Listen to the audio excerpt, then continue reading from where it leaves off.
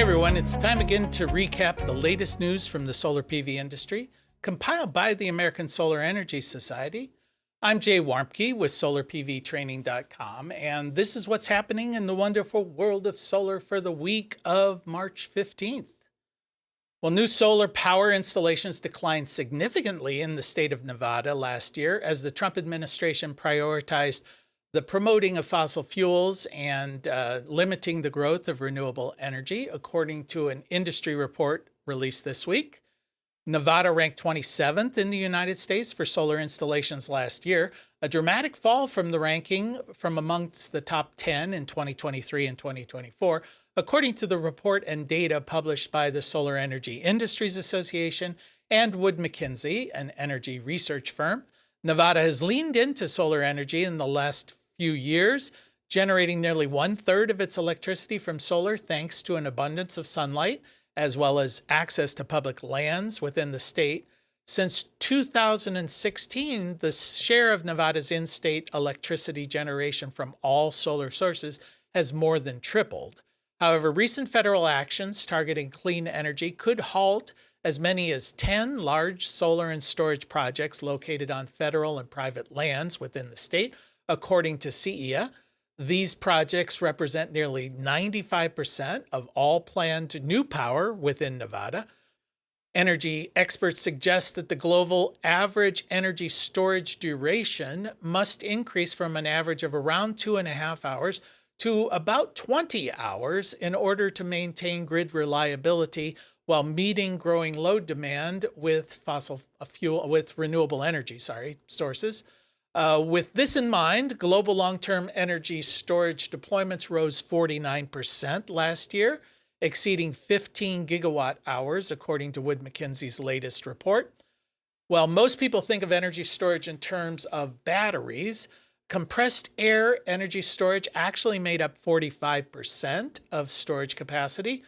Thermal storage represents 33% of long duration, and vanadium redox flow batteries accounted for 21% of the 2025 installations.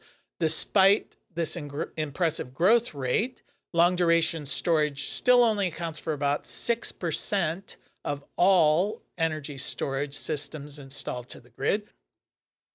This week, the California Court of Appeals upheld Net Energy Metering 3.0, or NEM 3.0, after months of review.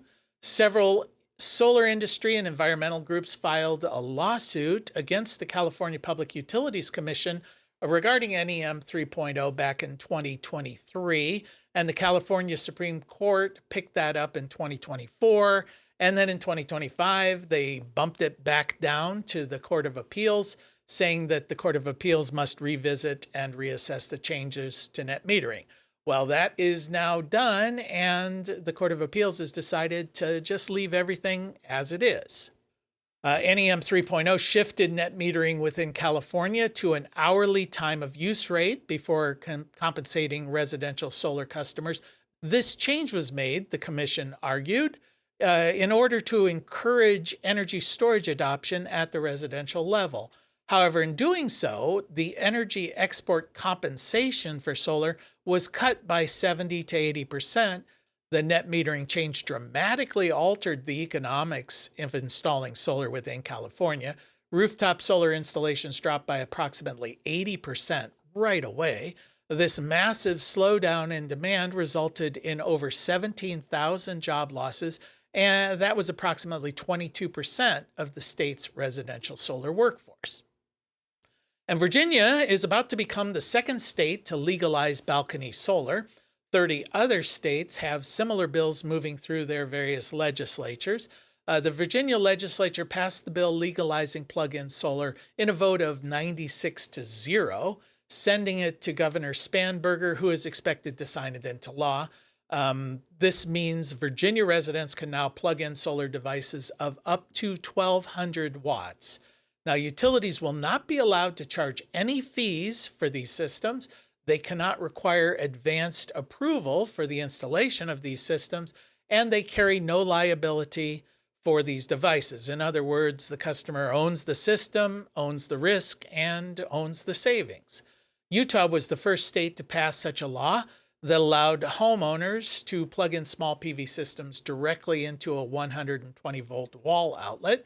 30 more state legislatures have introduced similar bills. This movement towards plug-in solar, which is quite popular throughout Europe, is taking hold just as residential customers face rapidly rising electric bills, really due to extreme weather events as well as increased load demand from the installation of data centers across the country. Utilities in states considering this legislation are pushing back against these bills, claiming that they are unreliable as well as unsafe. And that's the news from the solar industry for this week. We'll see you next week.